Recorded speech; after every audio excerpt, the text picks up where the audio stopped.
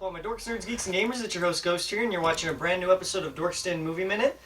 Today we're going to finish up our discussion on Chucky's episodes 7 and 8, the last two episodes of the first season of Chucky Season 1, the actual very first and only Chucky TV series we've seen to date. Did these last two episodes live up to the expectations, and did they follow through with the story we wanted to see as Chucky fans? Maybe not. Let's talk about them one by one first. Starting off with episode 7, this is called Twice the Grieving, Double the Loss. This one picks off exactly where episode 6 left off with the death of Devin's mom, the detective, who Chucky broke her neck when they were fighting and falling down the stairs. So Devin is now devastated, and we get our main hero who is dating him, Devin, and they end up talking to each other, and we find out that Devin really has no one to go to after his mother, so he has no aunt, no uncles. Well, he has an aunt he's going to stay with for a week, but then after that we find out he's going to be put in a foster home and all that stuff. So like him, at this point, he's kind of done as one of our main cast members, so he has nowhere left to go, and he has this article about Charles Lee Ray's childhood home in his room. So as a last-ditch effort, he picks that article up and he goes to Charles Lee Ray's home, where Tiffany and Nika is staying. That's where we've been flashing back and forth. We also get some really cool flashback stories, once again with Nika dressed up as Brad Dourif, or Charles Lee Ray playing her father in this role. Once again, done really well, even with the voiceover with that, and the look of Nika and everything else works really well in these flashback scenes. The things that I really enjoyed about this episode was the Tiffany scenes. We get the scenes with Tiffany and the mayor. The mayor is now coming back from episode 6. She has a lot on her plate, and the only way she thinks that she is going to get this town back on her side is to have some sort of like showing or a community event. So she decides to show Frankenstein to the town for one night only, and Jennifer Tilly being the guest of honor because she is in that movie as well as a child.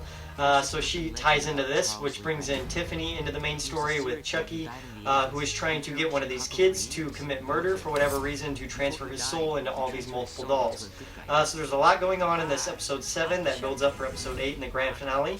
But we also cut to Andy and Kyle, who are still on the road from tracking down these Chucky dolls from previous episodes and taking them out. Eventually, Andy stops at a gas station, and they have this joke about Kyle smoking and going back to Child's Play 2. A very nice reference, a very funny joke. Andy ends up leaving Kyle there at the gas station and ends up going to Charles Lee Ray's house by himself, where Lexi and our main character have kind of clued him in on what's going on. We also have the story of Junior and his father, who are fighting after the death of Junior's mother at the end of last episode, with her committing suicide, or committing suicide in quotes, because we all know that Chucky pushed her out of the window there at the top of the tower. So then we get him. He's trying to deal with his loss. Junior's trying to deal with the loss of his mother, and he thinks that his dad is cheating on him with Tiffany, at the funeral. Because Tiffany does show up and give his dad a kiss on the lips, but that was her fault. That was her trying to steer Junior into murdering his father, which worked, because we then get Chucky meeting up with Junior after the funeral, and they kind of become friends, and he kind of does what he did to our main character, and make him kind of change to the dark side. And this time, Junior finally snaps. His dad, is going off on him about cross country and about his mother, and you're not good enough and all that. Junior snaps and ends up killing his father with the Chucky doll, with Charles Lee Ray Chucky doll in his hands, swinging it around. We get this awesome POV shots of Chucky's face as he's getting hit back and forth from the father. Awesome shots, worked really, really well. Love the animatronic scenes there as well. And that's basically where this episode ends, with Junior killing his father and Chucky revealing that there's something much bigger at play here, and that he basically is the spark that's going to light the flame of this whole series.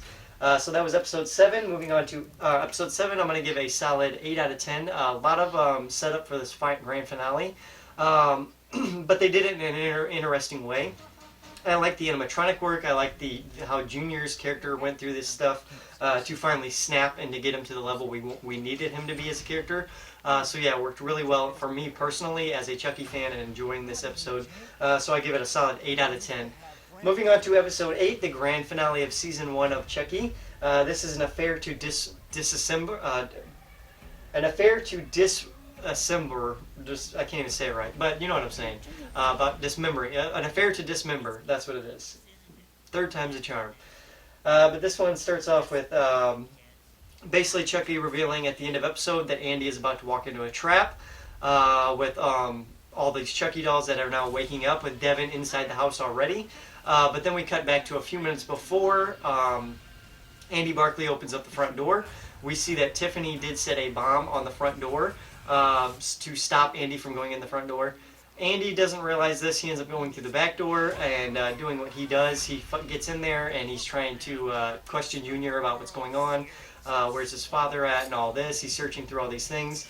But just then Kyle shows up and ends up opening the front door and blowing herself up from the explosion. We don't know if she lives or not, but at the end of the episode we get a teaser that she may be back for season 2.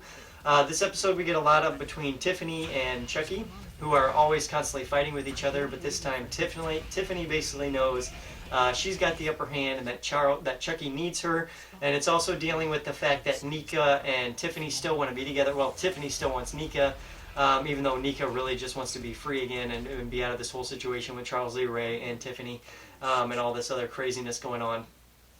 So yeah, all these characters are in this house.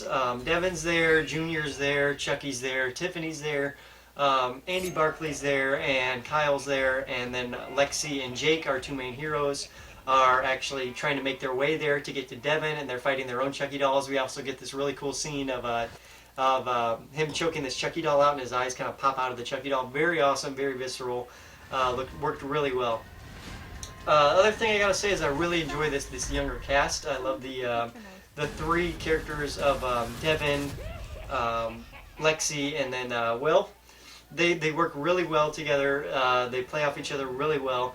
And then adding Junior into the mix with the jealousy and the between the three characters already not liking each other to begin with, and then the slow shift of who they are now as characters works really well. So yeah, but I do gotta say, out of all the episodes this season, I was the most disappointed with the finale. The kills were cool. They were creative somewhat, but like 10 of the kills in this episode are just Chucky stabbing a knife through people's butts in a theater setting, and somehow these people are just sitting there getting stabbed in the butt and dying. So yeah, it's kind of stupid, kind of dumb, but the animatronic work was great. Seeing Chucky crawl underneath all these seats worked really well, and I cannot wait to see what season 2 has in store for us.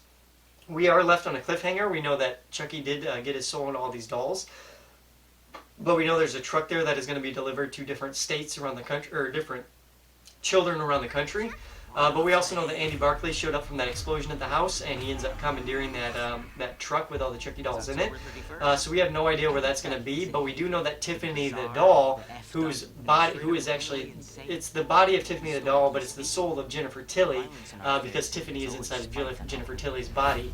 So who knows how that's going to play into season 2? Because I would think that if Jennifer Tilly's in Tiffany's body's doll, in the Tiffany doll body, that she would want her own body back, and so maybe Andy and her aren't on the opposite pages like they think they are, and maybe Andy Barkley and the Tiffany doll will team up to stop Chucky once and for all.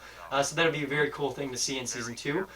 We get to see Devin and Lexi and our other main character, all three at the gravestone of the uncle character who died from Junior. Junior is on the run now with Chucky and wherever they're going. And then we also find out that Nika is still trapped with Tiffany, Jennifer Tilly's body with Tiffany's soul inside. But Tiffany decided to cut off Nika's arms and legs and leave her stuck there in the chair. So wherever they take that in season 2, very excited to see. And we also see a hand at the end of the tree when the kids are looking at the funeral of the father figure of Junior's father. We see a hand with a leather glove on the tree, so that would assume to me that Kyle is still alive and that she's going to be helping the kids in some form or another. So yeah, a lot of open threads, a lot of ways they can take season 2. I didn't dig this episode as much, but I did like the whole season overall. This episode I'm going to give a 6 out of 10. It was kind of flat. It wasn't as big as a finale as I wanted, and there was really no consequences whatsoever for any of the characters at all. Even characters like Kyle that we thought were dead, they kind of even gave a tease that she's still alive there at the end. So we'll have to wait and see where season 2 takes us to really know for sure if this is the story they wanted to tell or not. So yeah, we'll have to wait and see. Overall, though, I give the season a 6 out of 10 for the episode 8. The season overall, I'm going to give a solid 7 out of 10. There was a few moments that kind of faltered, and there were some storylines that they wanted to tell, but they didn't really go anywhere with them. So they kind of dropped them and move on to different storylines. and you can kind of feel that in some of the character arcs and things they were telling in the season. But yeah, great hero. The other thing I didn't like was the way it ended. They did like a Crypt Keeper kind of ending with Chucky kind of going back and counting all the kills back at the season. I didn't enjoy that because that does break the continuity of the Chucky series, because we know that this is following continuity, and we know that there is characters that all tie into this, and they act the way they do because of what has happened in this world. But that's just my opinions, guys. I give it a solid 7 out of 10 for the whole series, 6 out of 10 for episode 8. I did enjoy the season of Chucky. I cannot wait till season 2 comes out. Let me know down below what you guys thought of this episodes 6 and 7, or 7 and 8. I mean, tell me what you think of season 2. Tell me where you think the storyline may go from here.